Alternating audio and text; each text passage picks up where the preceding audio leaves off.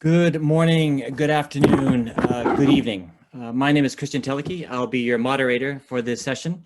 I am the head of the Secretariat for the High-Level Panel for a Sustainable Ocean Economy, and also serve as the director of the World Resource Institute's Sustainable Ocean Initiative.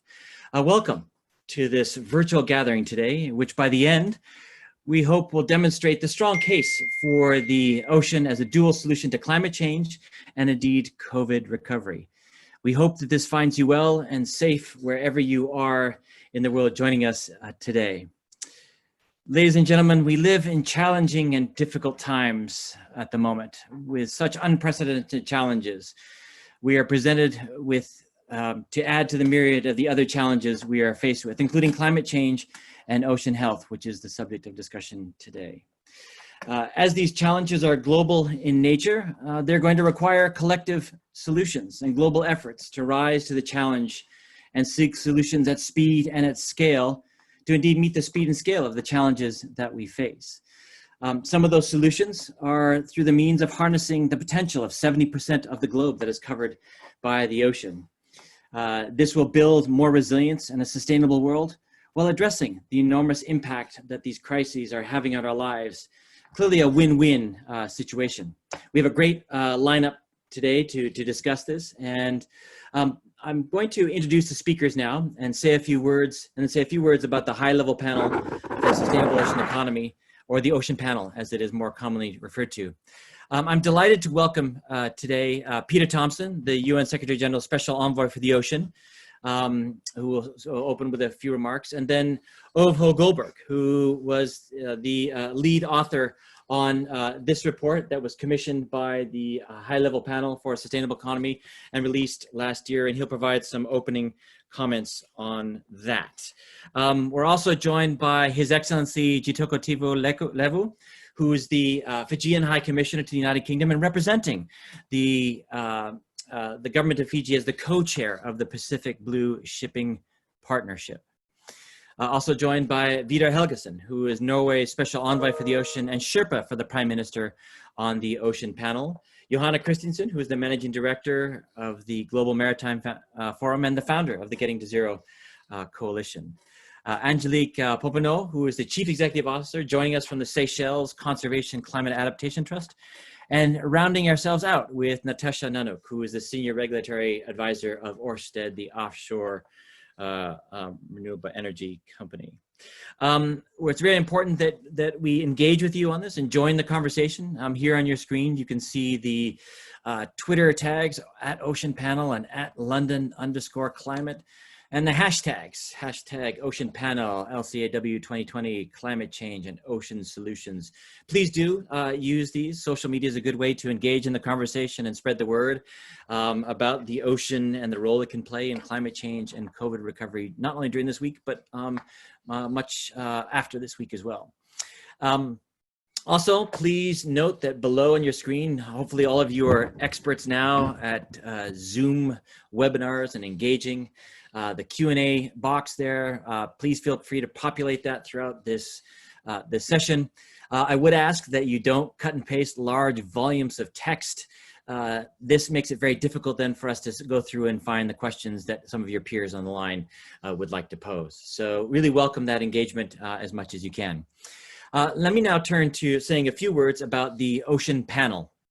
The Ocean Panel itself is made up of 14 serving world leaders established in September 2018. This is the first time that serving leaders have come together outside of formal processes to come together on an issue such as the ocean and bring to bear their experiences, their ideas, and action on reversing the decline of ocean health. The Ocean Panel itself has been working to these key objectives that you're seeing on the screen, which include enhancing humanity's relationship with the ocean. I think this has been brought to the forefront in the relationship between nature and humanity, which COVID has presented us with. So certainly the ocean and 2/3 of the planet will play a key role in that. Bridging ocean health and wealth. We know that a healthy ocean is good for healthy people and wealthy economies. So important to really invest and define ways in which we can improve the health of the ocean. Working with diverse stakeholders, the Ocean Panel itself has been trying to broaden out its reach, not just for those agencies, institutions who have a direct relationship with the ocean, but really trying to make the connection with other areas and sectors, and really make the understanding that the ocean is indeed everybody's business. Important to harness the latest ocean knowledge around the world so that we're making those best decisions and policies and actions that are underpinned with the best science and knowledge that we have.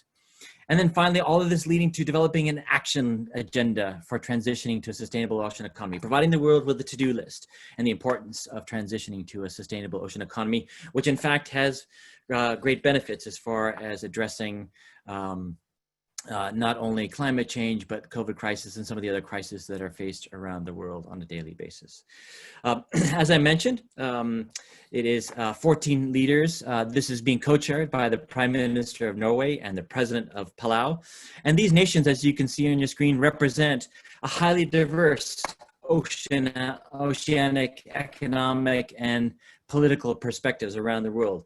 I should mention that the UN Secretary General's Special Envoy for the Ocean, who's joining us today, is also plays a supporting role to the high-level panel and making sure that there's connectivity within the broader UN processes and indeed the Sustainable Development Goal agenda. Just to give you a quick sense of the importance of these nations, if you add them all up, what does this mean? That these nations account for nearly a third of the world's coastlines, a third of the world's exclusive economic zones, 20% of the world's fisheries, and 20% of the world's fishing fleet. So a good cross-section and great momentum behind them as far as their priorities for the ocean and the future of the ocean. I finally would say that the Ocean Panel really aims to facilitate a better and more resilient future for people and planet. And thinking about this in the broader goal, the Ocean Panel aims to deliver a sustainable ocean economy where effective protection, sustainable production, and equitable prosperity go hand in hand. So indeed, sustainability and profitability can go in hand and not at the expense of ocean health and all the ecosystem service it provides. So with that, we now enter into with a brief introduction on the panel, we now enter into some of our opening remarks, and particularly, thinking about the importance that blue will play in the green discussions. The blue has largely been overlooked in the green recovery and some of the discussions going forward. So I think we have an opportunity to, not only this session, but some of the discussions that each of you are involved with. And what better way to kick it off than going to the UN Secretary General Special Envoy for the Ocean, Peter Thompson, for some remarks in this respect to kick off the session. Over to you, Peter.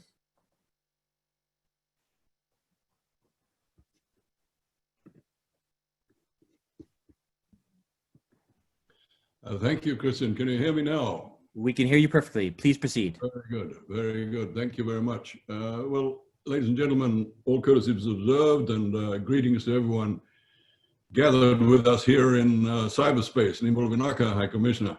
Whatever your circumstance, I hope that all of you and your families are safe and well out there. In opening our thinking and our conversations today, I'll say something that might sound a little on the callous side, which is that a major global pandemic has been coming at us for some time now, and that we were duly warned. For at least 2 decades now, global health authorities have been alerting us to the fact that the world was overdue for the next big viral pandemic, with particular emphasis on the dangers arising from intense juxtaposition of pigs, poultry, and humans, and the perils of zoonotic diseases developing out of widely degrading natural habitats. We were warned. And here at the halfway point of 2020, most governments would relish a means to turn back the clock in order to better heed those warnings and more stringently impose the protocols prepared for looming pandemic. I make this point because there are many other pertinent warnings based on the consensus of the best of our scientific authorities, to which too many blithely or fatalistically turn a blind eye. On the basis of the COVID-19 experience, the question has to be asked of these alerts: are we sufficiently heeding them? Are we doing enough to mitigate and adapt? I give as an example the IPCC's warning that when we go through the dreaded line of 2 degrees Celsius global temperature rise, we will have lost 95% of the planet's coral reefs, home to 30% of the ocean's biodiversity. What will that loss do to the current decline in the ocean's health can't be said with certainty at this stage, but it clearly won't be good. At this point, I repeat the mantra, no healthy planet without a healthy ocean. In his address to the Blue COP in Madrid last December, the United Nations Secretary General Antonio Guterres said we were knowingly destroying the life support systems of our planet. This dire assessment by the Secretary General was based on the conclusions of 3 major reports from the Intergovernmental Panel on Climate Change. He also said in Madrid that UNEP's latest emissions gap report showed our greenhouse gas emissions had risen at a rate of 1.5% a year over the last decade. And at current trends that we were looking at global heating of between 3.4 to 3.9 degrees Celsius by the end of the century. How about that for a warning? Surely everyone realizes by now that continuation of such a course will mean catastrophe for life on planet Earth. So perhaps the greatest danger inherent in the coronavirus pandemic is that we lose sight of the most fundamental challenge facing us all, namely that of reducing those greenhouse gas emissions to a point whereby we can keep global warming below 1.5 degrees Celsius. Venture above that figure, ladies and gentlemen, and we will be placing the well-being of future generations of humanity in great jeopardy. Solutions abound, but do we have the political will to apply them with the honesty required? Political will ascends from individuals to communities, to nations, to the global community, and we're all connected, and we all have a responsibility. With fealty to those coming after us, we must all be part of making the solutions happen. The big solution to the big problem is achieving carbon neutrality by the year 2050. To do so, governments of the world, particularly the big emitters, will have to substantially increase their ambition. Governments do not exist in isolation, and all of us have influence, big or small.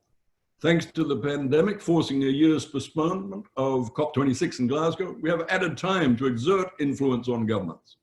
The rapid transformation required in human consumption and production patterns, including our buildings, transport, food systems, energy, must be committed to by governments by the time we leave Glasgow next year, if we're going to do enough to achieve our common goal of carbon neutrality by 2050. I do not feel despondent on this score.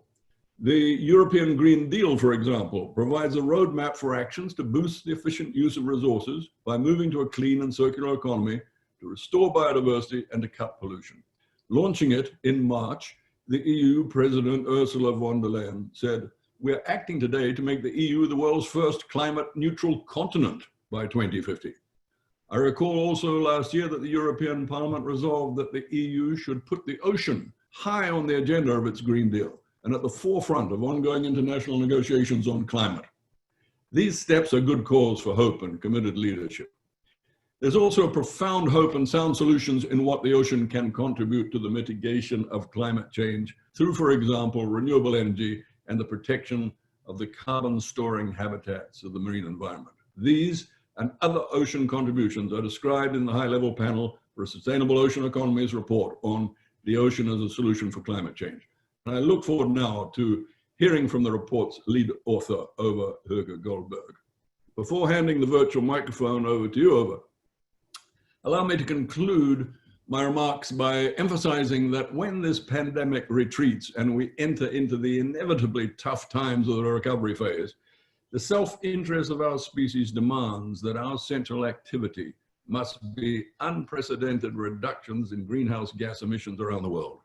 That truth is what compels us to take the blue-green recovery road running ahead, a post-pandemic recovery road that fully accepts the priorities of fostering sustainable economic development, creating mass employment, and promoting greater social equity. The Paris Climate Agreement and the UN's 2030 Sustainable Development Agenda provide us with the map for the blue-green recovery road to follow. Ladies and gentlemen, that road will take us to carbon neutrality by 2050, but we have work to do. I thank you for your attention and look forward to the discussions to come.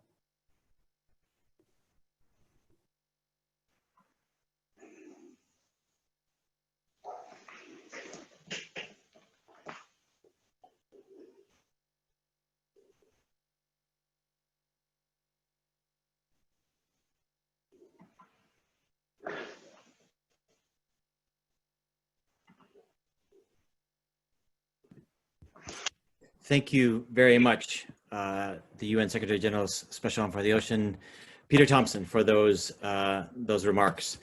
The obviously some profound challenges that you've outlined there, Peter, but also the good news is that there are some solutions.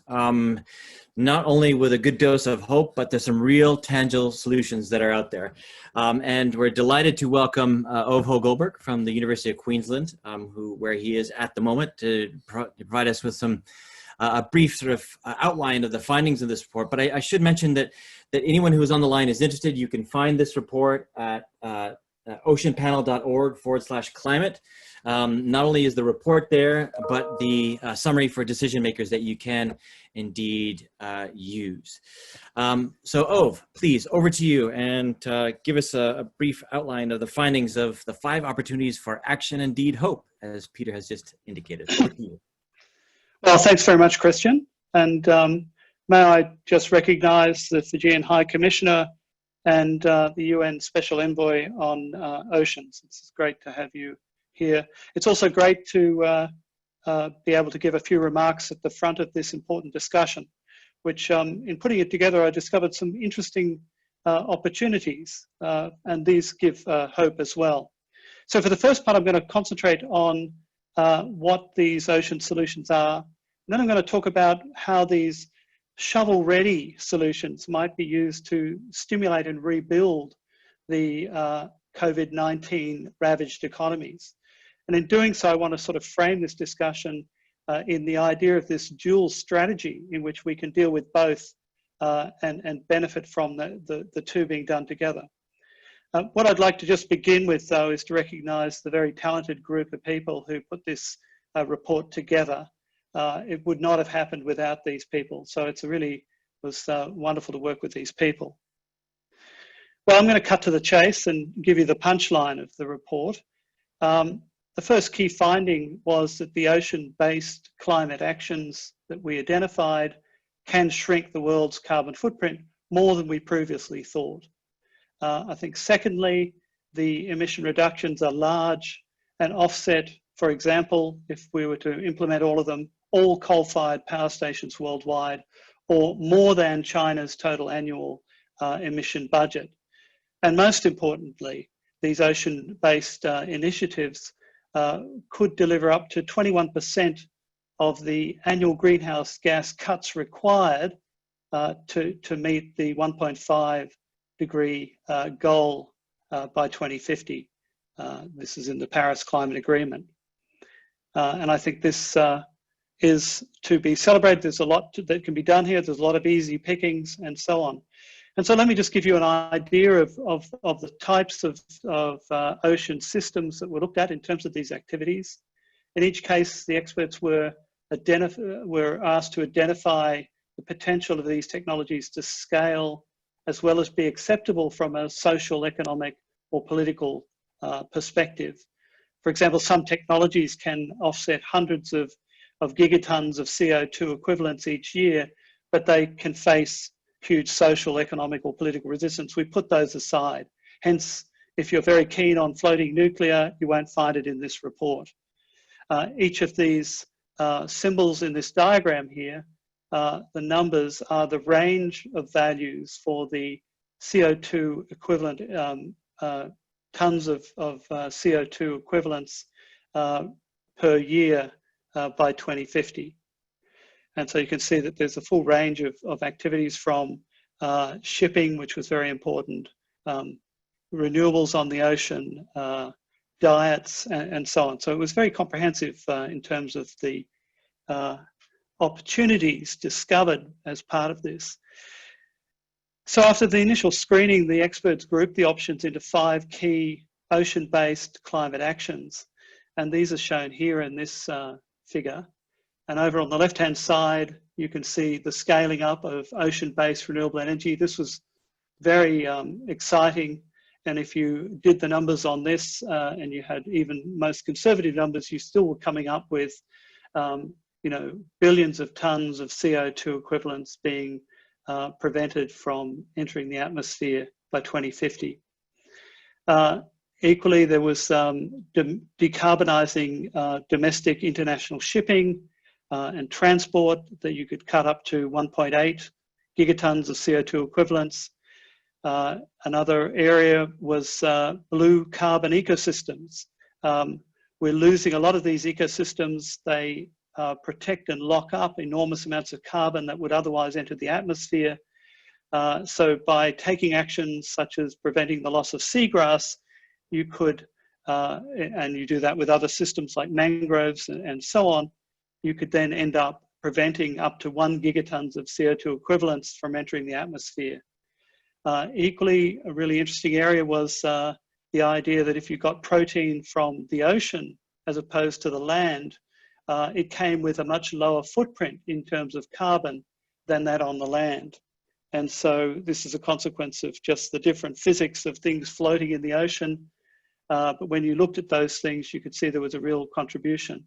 And the fifth of the 5 sort of collections of actions was the storage of carbon in the seabed.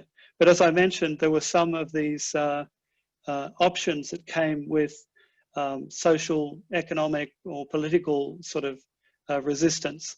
And so even though there's the potential for very large amounts of CO2 to be stored in places like the deep sea bed, we're still not anywhere close to using these as sort of off-the-shelf technologies.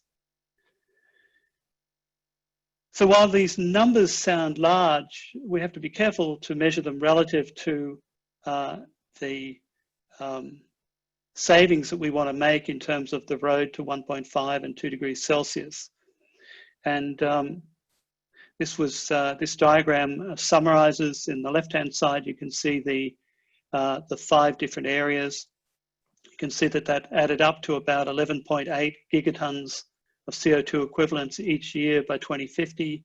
And if you're on that road to 1.5 degrees Celsius, that was offsetting around about 21% of the emissions that needed to be avoided if we were to be on the road to 1.5 degrees Celsius. So that's a very significant number, the 21% there. Given that we are really looking at the ocean as a source of solutions for the first time, there's a whole series of opportunities, I think, that are not included in this analysis. So this was a very good start for us. In terms of the trajectories to get there, this figure here shows the current policy baseline, which is basically the commitments to emission reductions that have been agreed to by the totality of nations. That is still not on anywhere near where we need to be if we're on a 1.5 or a 2 degrees Celsius pathway. And you can see that here with the blue, that's 1.5. The green is 2 degrees, and our current policy baseline is way up here. It's this that we have to fill in if we are to achieve this objective. And what we're seeing is that if we accept that we need to get to the 1.5 degrees Celsius endpoint, we've already filled in, if you like, 21% of the emission reductions that we need. If we were to accept a 2 degree rise in average global temperature, the savings that we've talked about in terms of ocean actions would amount to 25%. So all of this is well and good, except for the COVID-19 spanner in the works. And in this vein, many people have been arguing that action on climate change now must wait until we get the virus and its devastating economic impacts under control. And the same pundits argue that the trillions of tons of investment at the moment going into stimulating economies is best steered into the infrastructure that we had before, which depends heavily on fossil fuels. However, when you actually do the numbers, you realize that this doesn't stack up. And in fact, if you add that you're going to invest in infrastructure associated with the ocean, you suddenly get a double whammy. Now, I apologize for the fact that I've got the colors here back to front. But what you see there is that if we just look at this strategy, this build strategy that would then restart everything with the infrastructure of old, yes, we'll stimulate jobs, yes, we'll stimulate economy, and yes, we'll climb slowly out of the current economic calamity with some obvious social benefits.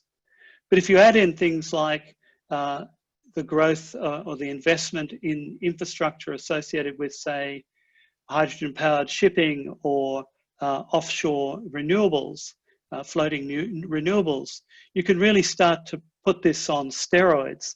And the investment also then is contributing to solving the climate problem. So it's really the case of being able to kill two birds with one stone. I think this is the exciting moment we're at. So illustrated in our report, investing in ocean mitigation as an infrastructure project also comes with many positive co-benefits. If you build ocean-based renewable energy infrastructure, you thereby create the jobs and stimulate the economy. In the words of the current British Prime Minister, build, build, build. But in doing so, you can reduce emissions and rapidly move to net zero through large-scale waterborne renewables created by the project. And at the same time, you can enjoy all of these other benefits on the left-hand side of this rather scary figure. And that is that you get all sorts of other benefits from targeting the infrastructure that you're going to invest in. And of course, it's this that I think is the exciting moment. And it's this that's the real win-win situation here. So all these opportunities bode well for piecing together a solution to rapid climate change. However, it's absolutely critical that we take these and other ideas and put them into action today. We've talked a lot. We've had many reports. Peter was talking about the warnings we've had, the IPCC documents, all of this should be getting us out and getting us into solutions as quickly as possible. And I'm hoping that you agree. I can't see why you wouldn't. And in doing this, I'm looking forward to really discussing these ideas with everyone here today. Thank you very much.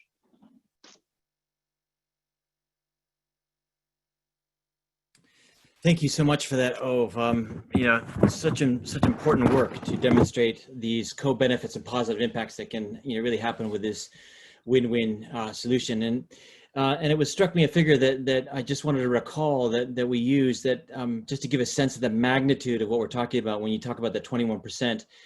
That I think we worked out that if you implemented all these by 2050, this is equivalent to taking 2.5 billion cars off the road every year, which is an extraordinary figure, and kind of puts it into magnitude. So I think we have a tremendous opportunity and a great segue into our panel discussion.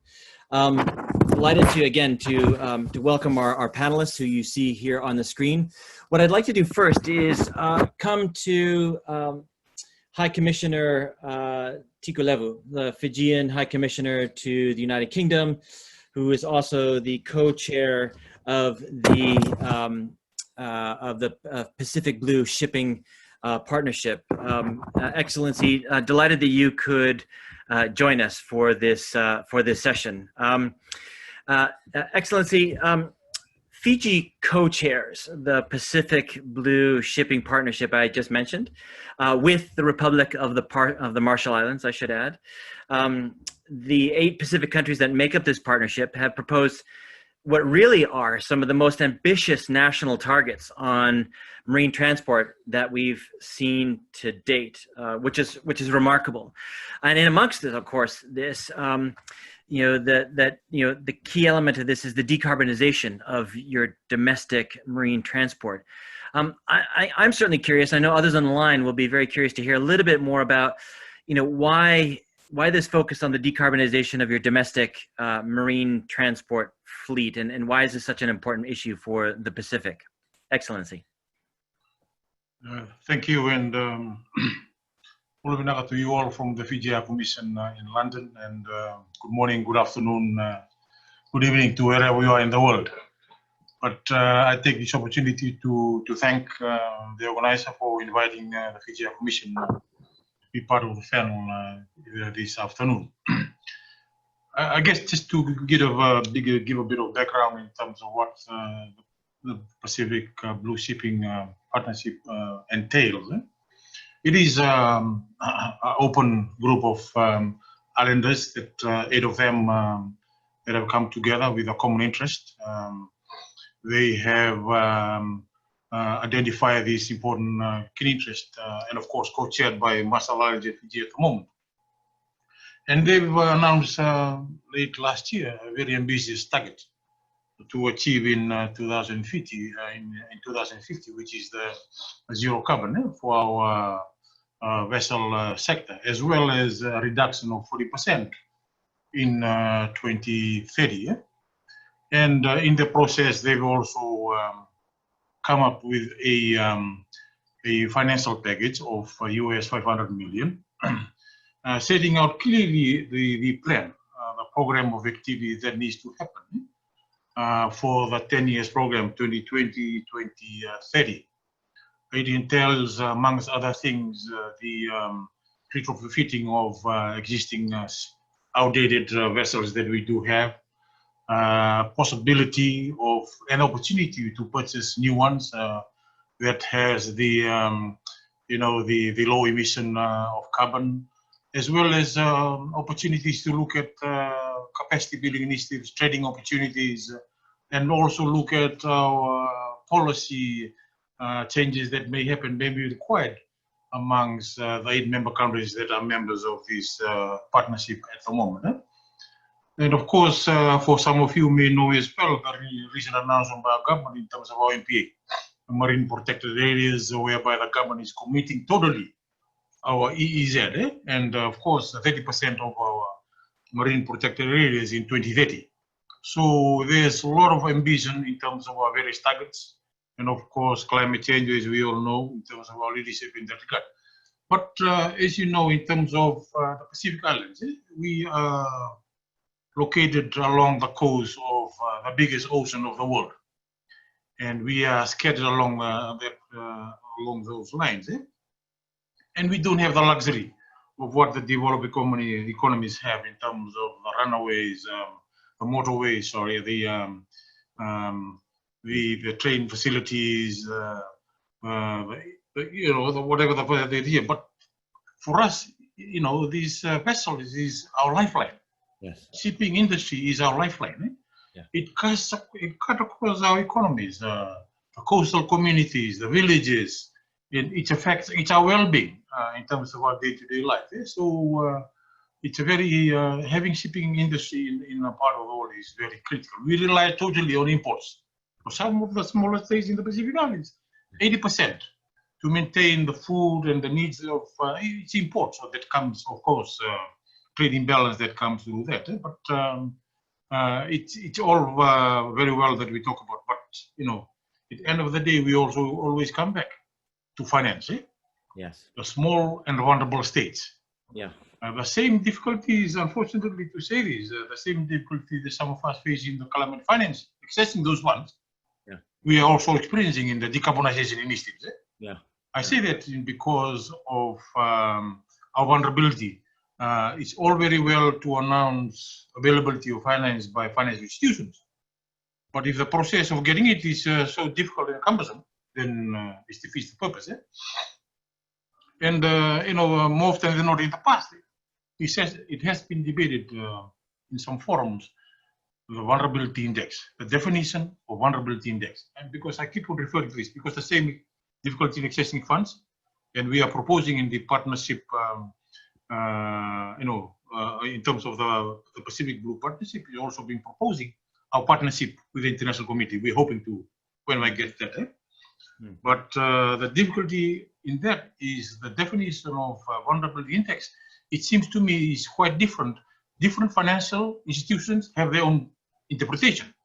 It's not aligned. Hence, the difficulty in accessing those funds from small, vulnerable states. And I wish to raise that issue. So it's not an issue of technology. It's an issue of accessing those funds.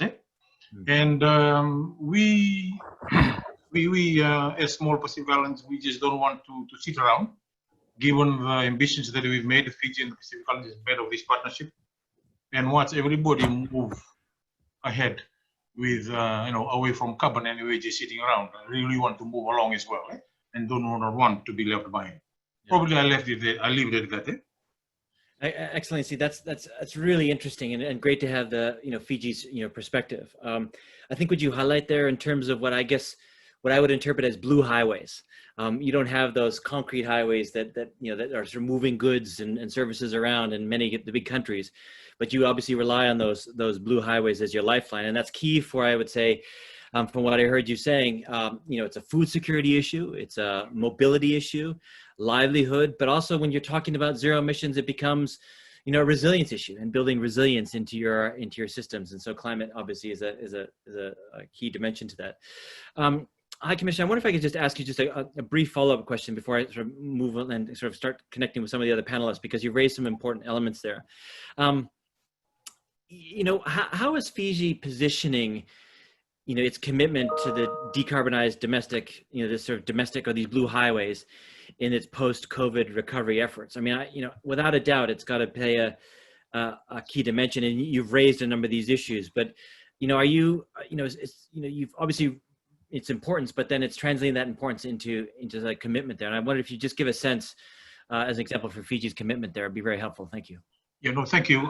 It's a good question. I just want to touch on one or two issues on that. Yeah? As you know, Fiji's ambitions is always up in terms of, very up there in terms of climate change. One, we've talked about this Pacific Blue Partnership 2050, carbon-free. Reduction of 40% by 2030, which is always up there. But at the same time, this gives a good opportunity to actually look at some of these institutionals in terms of the ambition that they have, particularly here, the IMO, International Maritime Organization. I think it's really high time, because the ambition that they take, 2050, 2040, 60%, 70%. In my mind, it's we really have to aggressively pursue together. We're looking at 2050 for free. And if our key institutions is drawing us back, then how can we get there? And that's one. Now, the second issue is there is some suggestion in the some forums, particularly the international shipping. They have raised of late, if I remember correctly, the issue of taxation. Mm-hmm. Now, I'm just trying to link that to my first point in terms of Pacific Blue Partnership for small states. Yes. Now, they have raised. This is the International Chamber of Shipping. They've raised this. They've come up with this proposition. That perhaps it's a good time to actually look at our decarbonization initiatives in terms of funding to have this international taxation regime, imposition of about 2% or 3%, whatever the rate is.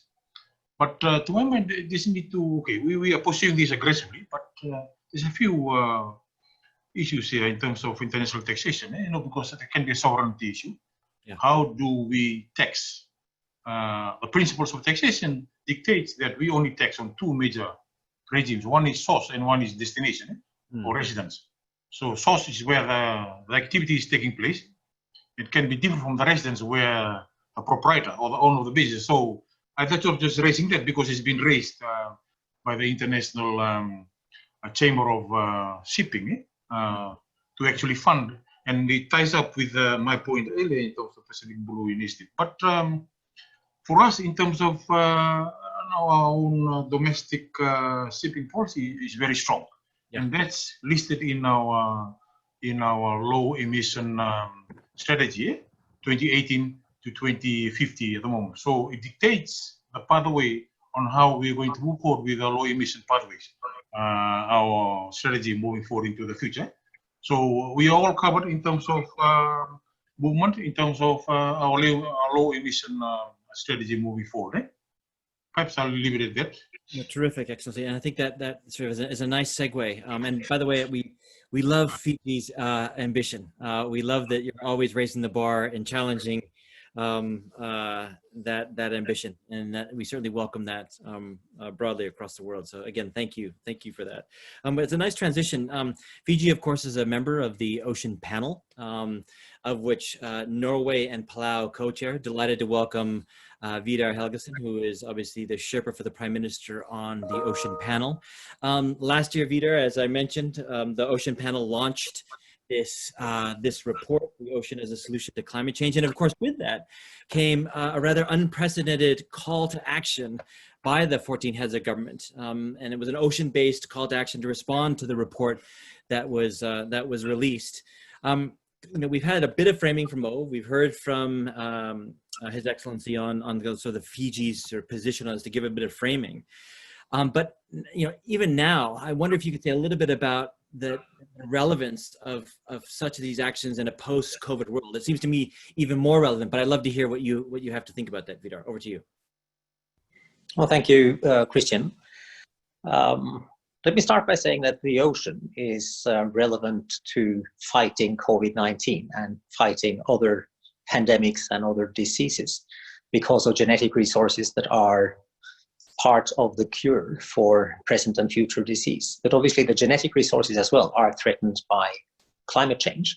So fighting climate change is ever more urgent. And in my country, Norway, we've seen the month of June with a record number of record temperatures in the Arctic.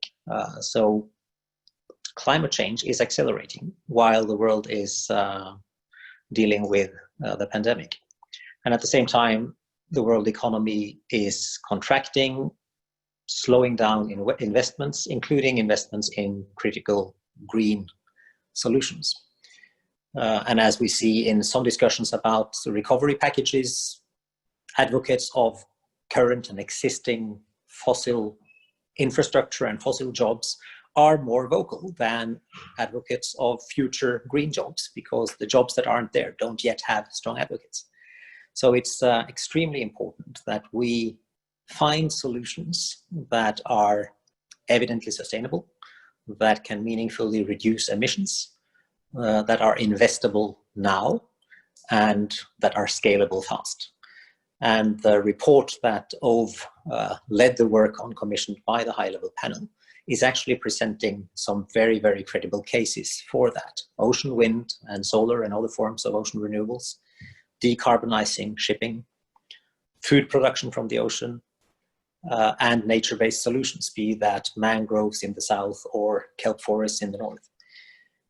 These are very interesting examples of ocean industries, ocean business, providing solutions that are also net positive contributors to the environment and to combating climate change. And the high-level panel has commissioned and will soon be releasing also a report documenting not only these climate effects, but the economic effects of such investments. I will not release those numbers yet, but they're equally impressive to the climate findings. So there's a health case, there's an environmental case, and there is an economic recovery case for making these investments and doing that now. So yes, that report from September last year is even more relevant when the world is now grappling with how to create new jobs sustainable for the future. Well said. Well said. Vidar, I want to come back to you on just one point in terms of ambition, and I just want to say that I want to come to Angelique next. I know that she has to leave us at the top of the hour, but I just want to be sure that we get the Seychelles perspective. I think it's a very good. We've heard from Fiji, Norway, Seychelles, and then turn to some of the industry perspectives on this.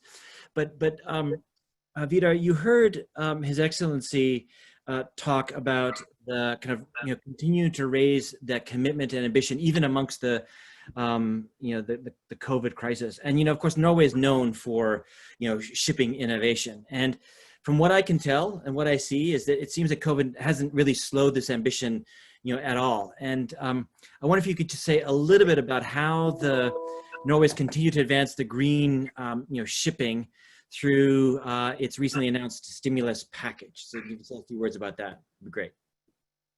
Sure. Well, the history, of course, is, the background is that because of our fjords, car ferries are a very important part of our road network. And over the last few years, we've been investing, or rather insisting, through public tenders on low emission and zero emission solutions for those ferries, which has led us to have a high number. I think today a quarter of our car ferries are fully electric, and this is just increasing over the next few years with really, really meaningful emission reductions as a result. And in the stimulus package, the government is taking this forward to investing more in a similar transition for fishing vessels and other modes of transport. Obviously, this is easier with coastal transport, but we're also setting our sights on longer distance shipping as well, putting more funding into research for solutions there. And we're very happy to see the Norwegian shipping industry and others, we'll hear from Johanna afterwards, really investing and announcing very positive measures in this respect. I think it's terrific to have that, this, I think, we've obviously started off this session with, outlining the profound impacts, but I think hopefully everyone on the line and we're all seeing that there's some very interesting solutions. There's ambition, there's, a willingness to make sure that blue is part of this green recovery. And what occurs to me is that, that Fiji and Norway, and we'll hear from Seychelles in a moment, separated by thousands of miles of land masses and water, are still, grappling, with these, blue highways, and they both have similar meaning around, in different degrees, but, in terms of food security, mobility, livelihoods, and resilience. And I think we need to remind ourselves there's a connectivity between, the nations, and the way I sort of framed this session about the challenges that we're linked together, and we're going to work together on some of these solutions. So it was great to have those insights from Fiji and Norway. Let me turn now to Seychelles, and Angelique, if I may. Excuse me. We know around the world that the impact of COVID-19 is having varying degrees of severity in different geographies and has different impacts. I think I certainly would be very curious if maybe you could just say a little bit, because I haven't heard too much about this, and is how the Seychelles are responding to the impacts of COVID-19. And certainly there's a finance dimension. Seychelles was the first one to issue the world's first blue bond, and I know that definitely the blue as part of the green, perhaps more so, is ever more important for the Seychelles. Angelique, can I ask you to offer a few words in that respect?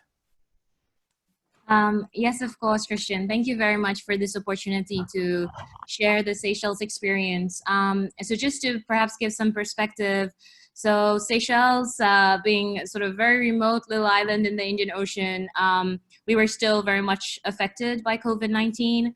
Our first, I'm not sure if to call it the first wave, but the first batch of cases where it went up to 11 cases, and then we went down to 0. But in an attempt to ensure that our fishing industry continues, we are now up to 70 cases, and these are all crew members of fishing vessels that fish in our waters. So of course we have been affected, in particular with tourism. It's becoming more evident that a bigger percentage than we thought of our GDP is actually coming from tourism, in particular from the informal sector. And that has, of course, affected conservation efforts because revenue is generated from tourism to support those conservation efforts. And I'd suppose, in terms from a local population perspective, there are two things that are top of the list. One, of course, is food security. If we didn't know it before, and we did, it's becoming even more evident that our ocean and our marine ecosystem and its health is of primary importance, not just to feed the population now during COVID-19, but we've realized as we move through an era of meeting many tipping points caused by climate change, this is likely to be something that would be perhaps recurring, perhaps different natural disasters that we would have to face, and ensuring food security has become top priority. But of course, there's been economic challenges. For the first time in a very long time, Seychelles now has more people looking for jobs than jobs available. It was always the other way around for a very long period of time, perhaps the past 10 years. It's a very different situation. And in terms of responses, that's that we've seen take place is, of course, the government agreeing to support salaries for people in private sector as well as public sector, of course, until December 2020. But as you touched on the sovereign blue bond, I think it's worth saying that despite all of this, the Seychelles has remained committed to its obligations to marine protection. But we don't see just as obligations because, it was smack in the middle of COVID-19 on March 26th, when the government of Seychelles announced that it had finally designated 30% of its exclusive economic zone as marine protection areas. And it's evident that it is because of our continuous realization of how important the ocean is. But I want to speak to that, in particular the Debt for Nature swap, where the government of Seychelles, together with its partners, such as the Nature Conservancy and SECAT, the organization I lead, restructured its debt, but with certain conditions, which included increasing marine protection from less than 1% to 30%. And we are now, this was a deal talked about quite early on after the 2008 economic crisis. And now at a time when we're seeing the pillars of our economy being severely affected, one of the things that has remained constant is, despite changes in national budgets and all the impacts that we're facing, the Debt for Nature swap and the Seychelles Sovereign Blue Bond has provided financing for recovery efforts, both in terms of ocean health, so ocean conservation and climate adaptation, but also for economic diversification and research and development for small businesses.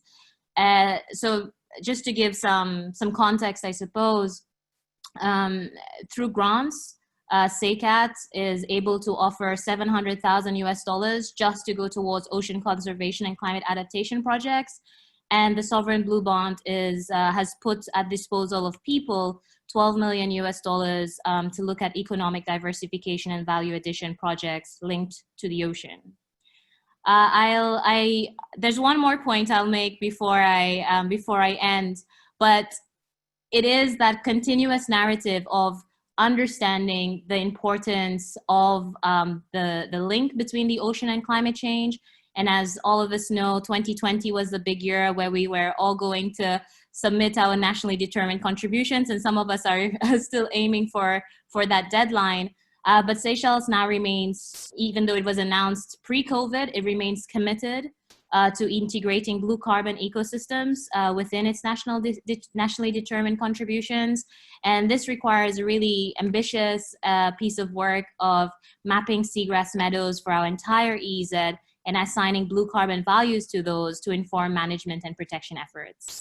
I'll end there, but this is really how Seychelles has responded to COVID-19, and bearing in mind that it's more obvious than ever the importance of addressing climate change, both by using the ocean as a source and as a solution. Fantastic, Angelique, and thank you so much for taking time out of your busy schedule to join us. I think what I find so extraordinary about what we've heard from Fiji, Norway, and Seychelles is, despite everything that's going on and everything that's being thrown at you, there's this incredible commitment and ambition to what the paths that each of your countries has set out to do, as far as not only making the world a better place, but a better place for people and the environment. And I think it's amazing. And the other thing I was really struck by what you said, Angelique, was around this, just highlighting this connection between people and the environment, and the interplay between the two. And I'm always struck by that the Sustainable Development Goal 14 is life below the water is the tagline, but it's very much about life above the water and the connection with that and the people and the interplay between people there. And we think it's such a tremendous, connection there. And I'm sure there'll be lots on the line that will want to, follow up with you, and please stay as long as you can. This hopefully is a nice tee up to moving into some of the areas of the private sector and business. And what better way to come into this is with Johanna Christensen, who leads the Global Maritime Forum and is also one of the co-founders of the Getting to Zero Coalition. Johanna, we've heard a lot about the blue highways, the role that clearly the shipping and maritime transport sector plays in food security, resilience, mobility, livelihoods. And I do think that this is the kind of the speed at which the Getting to Zero Coalition and the actions that are being taken really are speaking to this and responding to this, and it's never more important. But obviously I know about it, but many on the line don't. And so could you say a little bit about the Getting to Zero Coalition and who's part of it and the important role it's going to play in achieving the decarbonization of the shipping and maritime transport sector, because that obviously I think responds to much of what we heard so far. Johanna, over to you. Thank you, Christian, and thank you for the chance to join this panel.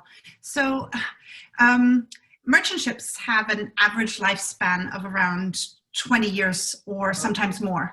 And in 2018, the International Maritime Organization set an ambition, published a strategy, or agreed on a strategy to have shipping's emissions by 2050. Shipping's total emissions by 2050. But even if we're talking about having emissions by 2050, or indeed fully decarbonizing maritime transport, this will require zero-emission vessels to start entering the global fleet by 2030 to account for this long lifespan of the assets. That's only 10 years from now. And on top of that, we need a clear path to provide the large amounts of zero-emission fuels that would be needed to allow for rapid uptake of over the following decades of these zero-emission vessels. So that's kind of the core challenge that led us to establish the Getting to Zero Coalition. It's a collaboration with the World Economic Forum and Friends of Ocean Action, in which you are also involved, Christian. And the coalition has this moonshot ambition of having commercially viable zero-emission vessels operating along deep-sea trade routes by 2030. So that's our goal. That's what we're working towards. Another key element that's often underestimated around shipping's decarbonization is that so much of shipping's decarbonization actually takes place on land, not on the ships. So we had a study done about 6 months ago by the Energy Transitions Commission and UMass, and they looked at, well, what's kind of the scale of investment needed to decarbonize shipping. And turns out upwards of 85% of the investment needed is in land-based infrastructure. And that's such as ports, harbors, in production and storage of zero carbon fuels, etc. So primarily renewable electricity and the like. So all of that is on land. And so really the only way for shipping to decarbonize is for the shipping sector to work together with a whole lot of other stakeholders that are invested in making that transition happen. So, so we need a close collaboration and collective action between maritime, energy, infrastructure, financial sectors, together with governments, international organizations, and others that are part of the ecosystem that together needs to move in order to make shipping's decarbonization possible. So that's kind of where the sort of the starting point and why the Getting to Zero Coalition exists. At present, it counts about 140 members. They span all of those different sectors. It's a global coalition. It has the support of 14 governments and many other supporting institutions such as the World Bank, IRENA, and other important institutional stakeholders. Yeah, that's us. Oh, that's great. That's a great. I mean, I think that's really terrific, and that and I hope everyone on the line is starting to see that this kind of level of commitment is being maintained, and I think even more so within the the shipping maritime transport sector, we're seeing that level of ambition and commitment even more hardened, and that the fact that we're not going to wait around to 2050, but actually to aim for 2030, 20 years is extraordinary, and perhaps one hopes that with some of the global challenges that are faced at the moment, that we actually might be able to fast track that. Just briefly, I have a follow-up question before going to Natasha, and I just wondering if, in all these discussions around stimulus packages and things that are going on, are there any good examples of investment that you think can accelerate industry ambition to have zero emissions on the water by 2030? I mean, I think we've got some, governments are probably looking for ideas, and I just wondered if there are any like initial emerging thoughts that are coming out of the Getting to Zero Coalition that you might just be able to, as sort of concrete ways at which we can practically take this forward. Yeah, absolutely. I have two really concrete ones. So first of all, maybe just start us off. So first of all, one of them is actually relates to Vidar and the leadership in Norway. So one of the really interesting things that Norway has done over the past few years, or the past decade, I would say, but even more so the ambition has been ramped up, is to support and incentivize the replacement of domestic vessels with zero emission alternatives. That's an incredible platform to create jobs, to bring down domestic emissions, and also to create a test bed for the development of some of the solutions that will be needed and that will be scaled and translated to deep sea trade routes and to ships that are going to operate on deep sea trade routes. But by starting domestically, that's something that individual governments have control over, much more so than what happens and what needs to be negotiated internationally. So that's a really, really important step that many, many other countries ought to be following. So that's kudos to the Norwegian government for doing that. Another important role that governments can play is in incentivizing or indeed co-financing large-scale demonstration projects. This is really what's needed to not only develop and test the technologies, the sort of new types of vessel and energy technologies that are needed, but especially to drive down the costs of key technologies. So one example is that one of the elements that makes shipping decarbonization costly and more expensive than our traditional marine fuels, or zero emission vessels more expensive than our traditional fossil-based transport, is the price of electrolyzers. I mean, it's very, very simple. Key technologies that are incredibly expensive right now, and we need to bring down that cost. While some studies say that if you could even have 2-3% of the global fleet converted to fuels that zero carbon fuels, well, you would bring down the cost of electrolyzers sixfold, and that significantly closes the price differential between our current solutions and the ones that we need to transition to in the future. So those are examples of very specific things that governments can do. That's great, and that's very clear. And I think it also means that we have the technology. We know what we need to do. We just need to start connecting some of these dots up. And I think the demonstration projects in some of these areas, there may be some terrific opportunities between places like Fiji or Seychelles that are looking to implement some of these solutions and could really benefit by some of these exchanges with some other countries around the world, and indeed the Getting to Zero coalition. I just before I come to Natasha, I just want to remind everyone on the line that please do use the Q&A at the bottom of your window. A number of questions are already starting to come in. I'm gonna in a few minutes, I'm gonna open up the line for going to some of these questions. If you can be specific to the person you'd like to answer that question, that would be terrific. But Natasha, let me come to you. You are with Ørsted, one of the largest wind energy companies in the world. You were one of the first organizations to put your hand up and say, we'd like to offer a response to the call to action that was made by the Ocean Panel, and you've since been spearheading this ocean-based renewable energy action coalition. Very much like the Getting to Zero coalition is a kind of an industry kind of response. Could you say a little bit about that? Because I think it's important to sort of get back to sort of like your level of ambition and maybe some little sneak previews of what we can expect, coming up.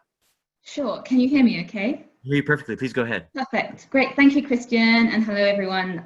Firstly, I'd like to thank the HLP and WRI for the invitation to speak today. It's a real great opportunity. My name is Natasha, and I co-program lead the Ocean Renewable Energy Action Coalition, is what Christian was just referring to, acronymed ORIAC. If I just give you a brief history as to how it all formed. ORIAC was formed following the publication of the HLP report that we've just seen a summary of earlier in this seminar or webinar, between a conversation between Vidar Helgesen, who's on the panel, and Benjamin Sykes, who's from Ørsted, off the back of leading the deployment of the UK sector deal in 2019. Stephen Ball from Equinor was brought on board to co-lead with Benj to form an industry-led action coalition to respond to the HLP report. And that's where we are at the moment. We are in the midst of developing a report which will outline key actions that are needed to support industry and policymakers to develop an offshore wind market with acknowledgement that a significant contribution can be made, but from other ocean-based renewable technologies as well.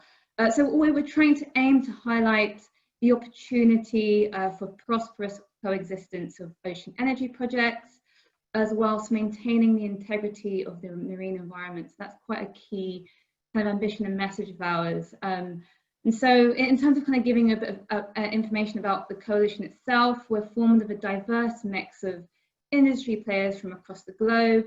And it's been actually quite really fantastic working with them. It's been amazing, their commitment and interest in developing this report. And we look forward to publishing the roadmap and report towards the end of this year.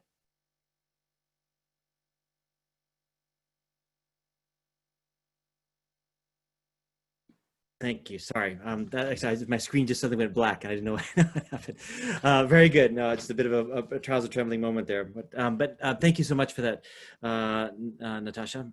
That's really great, and I think it's been really welcome to have Ørsted, really champion this and lead this, and I think what I also love about this is that there's some potential win-wins here, not only a low carbon source of energy, but potentially. Thinking about food security issues in amongst these facilities as well as protecting biodiversity. So I think that, and so good for climate, good for people, good for the environment and economies.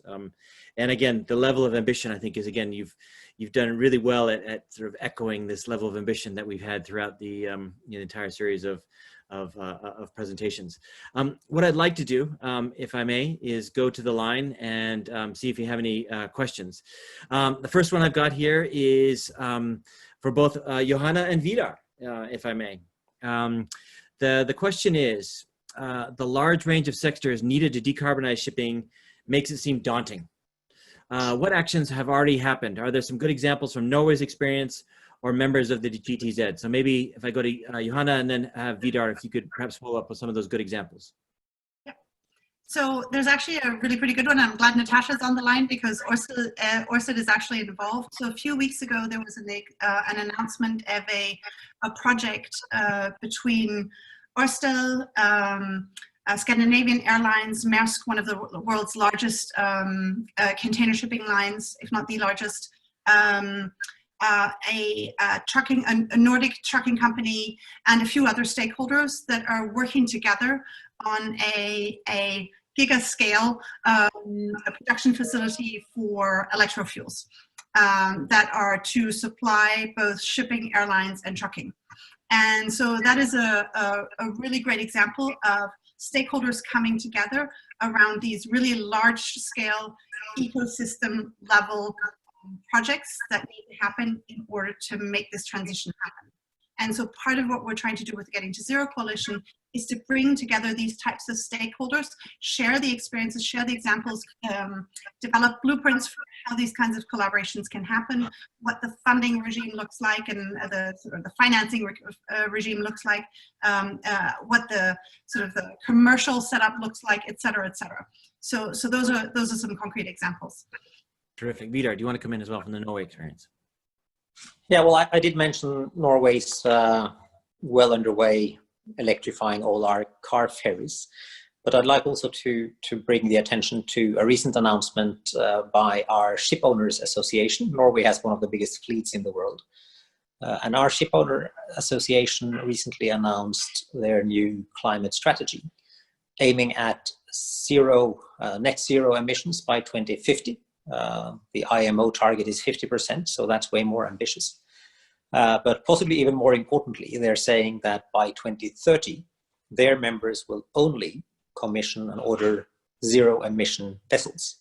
They also admit that as of today, they don't know exactly what will be the solutions, but they are making this pledge to stimulate the necessary innovation.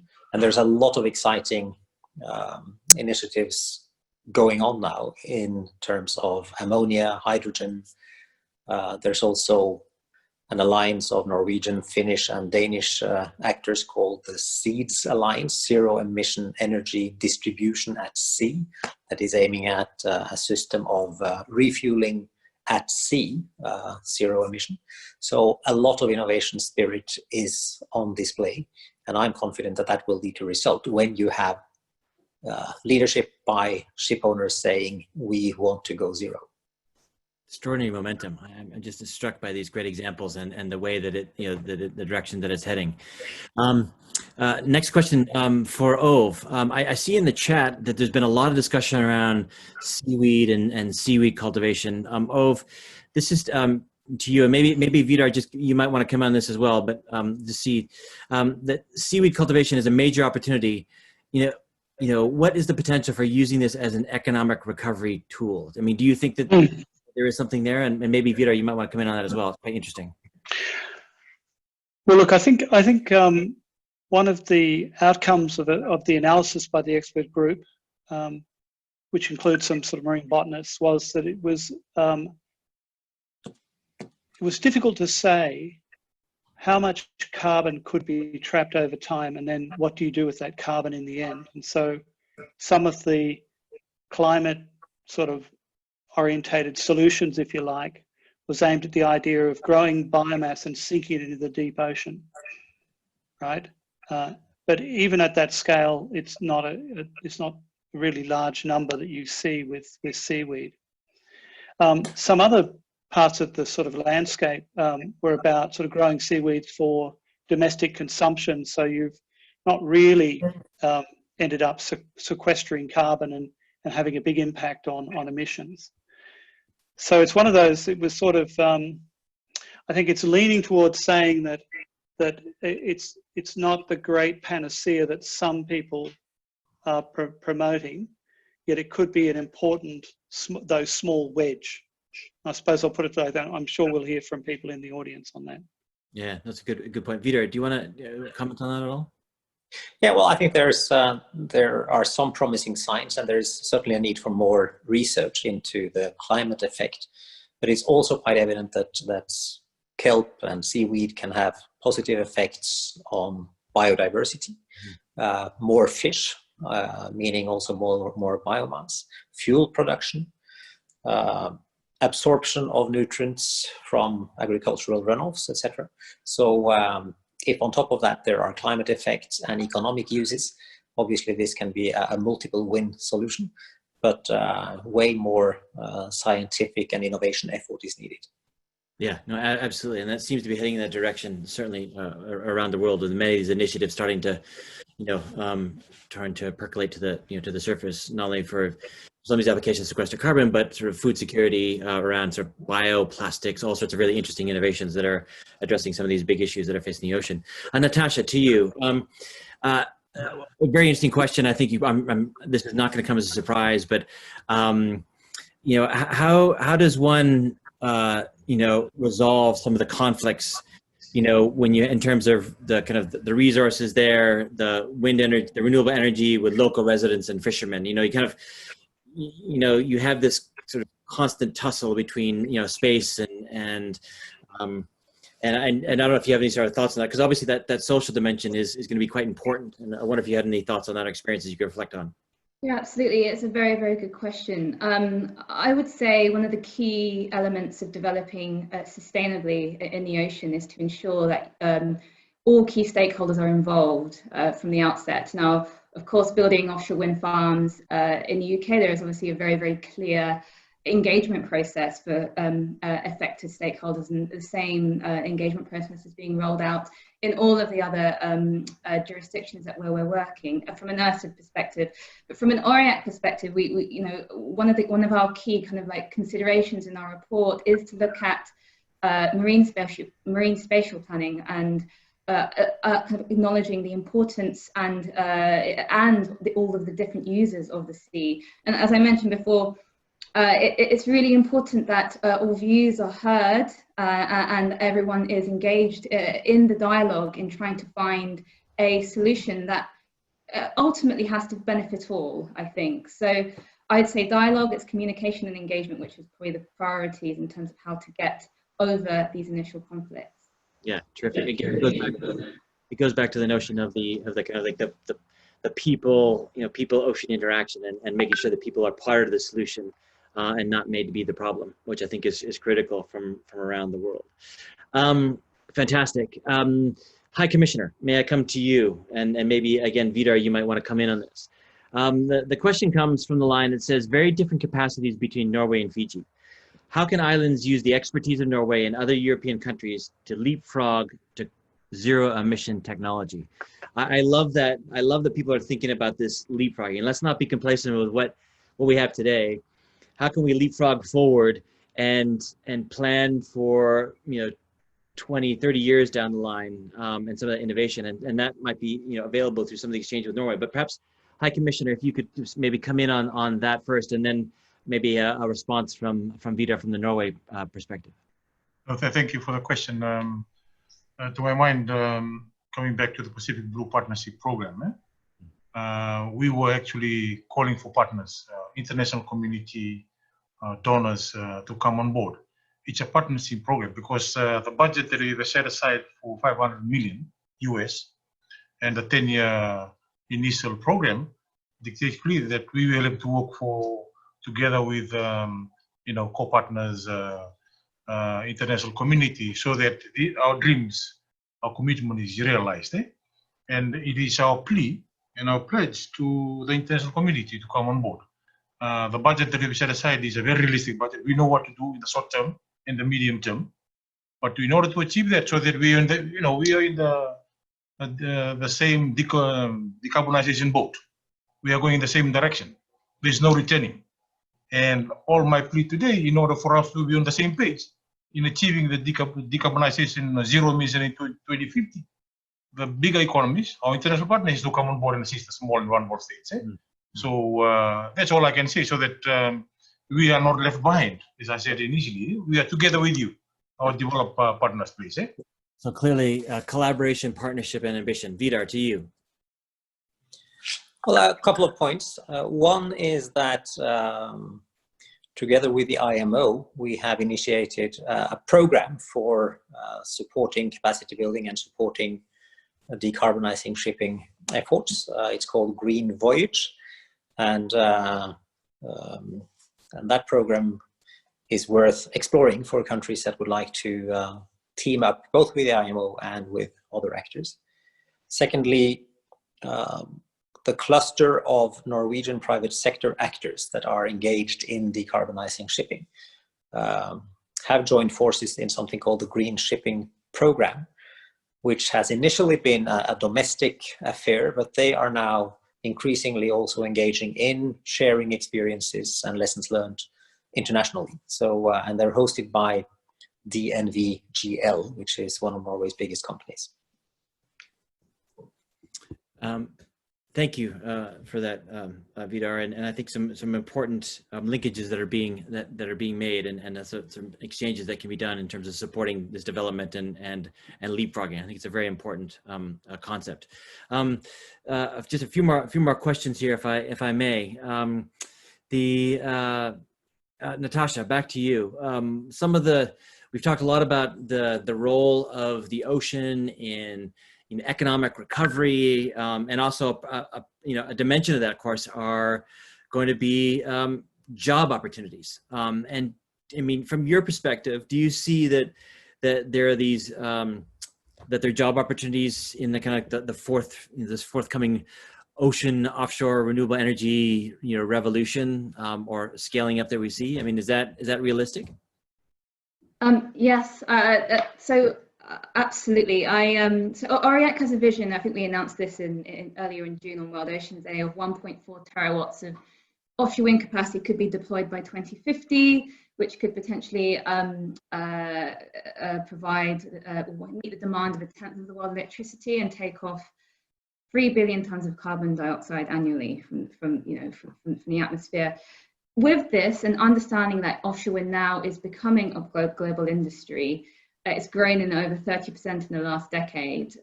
There is seriously an opportunity for local jobs and regional supply chains to develop the support of the industry's growth.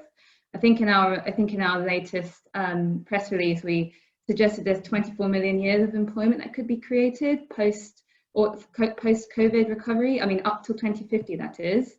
And that, obviously presents itself with a fantastic opportunity to developing an innovative, new and exciting industry. But, if there are two things that I would suggest that's probably worth, policymakers considering when they are developing their post-COVID strategy, there's two things I'd say. It's early engagement with industry, the offshore wind industry in particular, to come and learn from countries like the UK, Europe, and other countries in Europe that's delivered offshore wind. So lessons can be learnt and things can be improved on. And so we're not reinventing the wheel every time. And then if you are thinking about developing a supply chain, put efforts into focusing on what is most likely to succeed, given that we are in a global market now. And I think those are probably the two key things, but certainly there are definitely job opportunities and industry development. That's a great way as a segue to perhaps kick off the final the final question that I want to pose to all panelists. And Natasha, you've done a great well of already answering that, so you're off the hook at this moment. What I want to pose to the rest of the panelists, very, very briefly, we have limited time left, and I do want to finish on time, is what are the key net zero pathways for ocean in the post-COVID world? What is the one thing that you could say that, or your kind of one sort of area or ambition that you'd like to leave everyone with as a message going forward? So I'm going to just go in order of the screen as I see it here. I'll go to Johanna, the High Commissioner, Vidar, Ove, and then Maps rounded off with Peter. So Johanna, over to you. Well, I'd say investment in renewable energy is a sort of a no-lose proposition. It's competitive with carbon-based energy. It will help transition other sectors. So from my perspective, that'd be one really, really key element. Great. High Commissioner.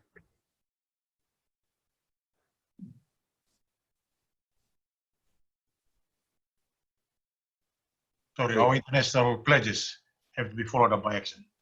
I'm sorry, can you repeat that? Our international pledges has to be followed by action. Followed by action. Pledges by action. Very good. Vidar. Well, I would agree with Johanna that offshore-based renewables is the number one because it's durable. It's despite the need for marine spatial planning and a number of conflicts that need to be resolved, less conflicts than on land and onshore energy, and an enormous potential for, I think they can produce just offshore wind alone 15 times the electricity the world needs. So, and the world is going to need a lot of electricity in order to electrify. So that's the number one. Very, very positive. Ove. I'm going to be boring and go with Vidar and Johanna. But I want to add that no one's really talked about the sort of financial mechanisms about getting these things into play in markets. Because when you look at things like the infrastructure for offshore wind, if you invest in that, it's a no-brainer. It delivers more than the infrastructure that many governments are going to now invest in to try and kickstart their economies. And I think the missing aspect of that is the financial drivers and mechanisms and so on. So I'll leave it at that. Excellent. And before I go to Peter, just to offer some final words and reflections and what his wish for will be that in terms of the pathway to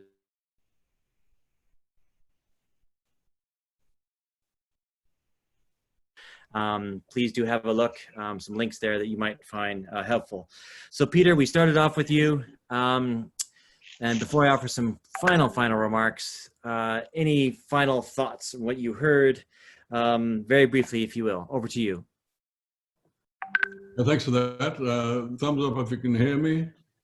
Yeah, good. Look, I just repeat what I said before, and nothing that I've heard in the last hour has changed my mind, that the solutions abound. When we look at the shipping, it was great to hear about that Pacific partnership.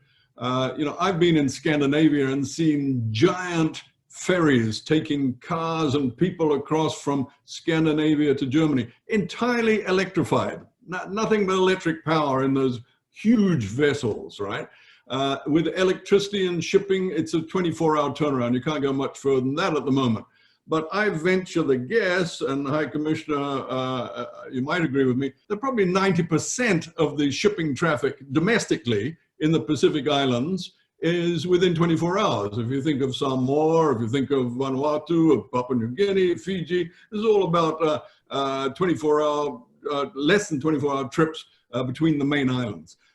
So very feasible there, but the revolution in hydrogen and ammonia powered shipping is where we're going, and the technology is pretty much there, and that's pollution free.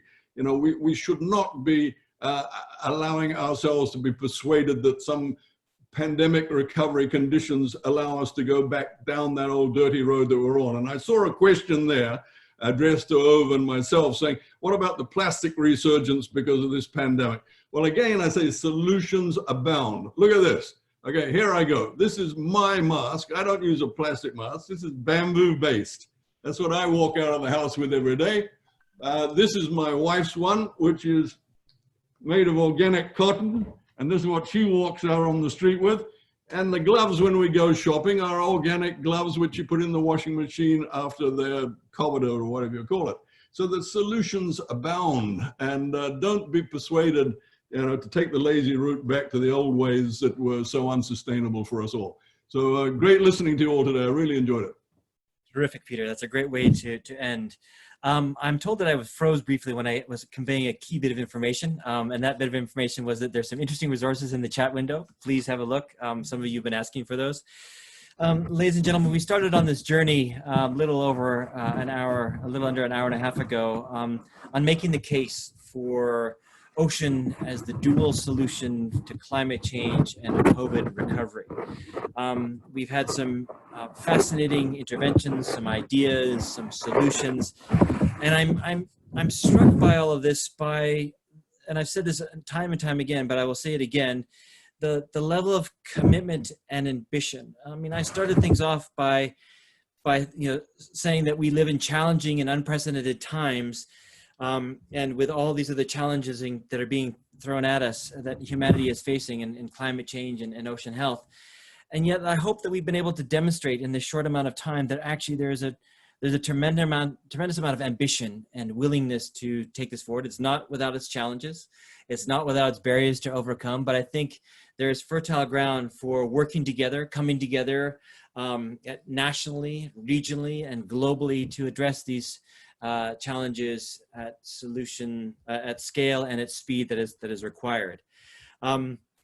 You know, we heard very much around the importance of connecting, people, with the environment. COVID is reminding us daily, and certainly life below the ocean is connected to life above the ocean. Please don't forget about people in that equation.